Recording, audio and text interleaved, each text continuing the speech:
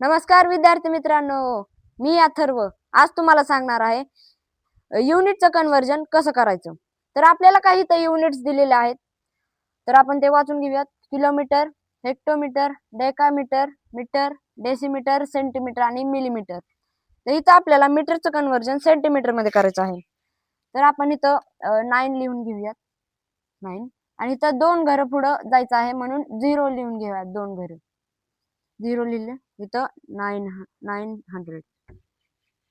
900 centimetre. तर इथं 5 kilometre दिलेलं आहे। 5 इथं 5 लिहून घेऊयात आणि 1 2 3 4 4 घर आपल्याला 0 द्यायचे आहेत। हे झालं 50,000 डेसिमीटर।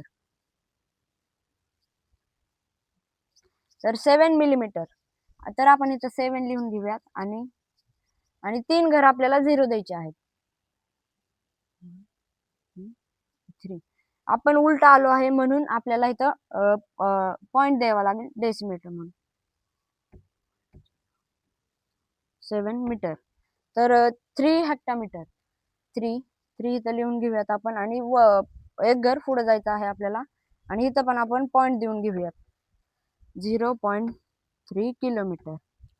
6 सेंटीमीटर चं कन्वर्जन आपल्याला डेकामीटर मध्ये करायचं आहे। हे आन्सर मला तुम्ही कमेंट करून सांगा। धन्यवाद।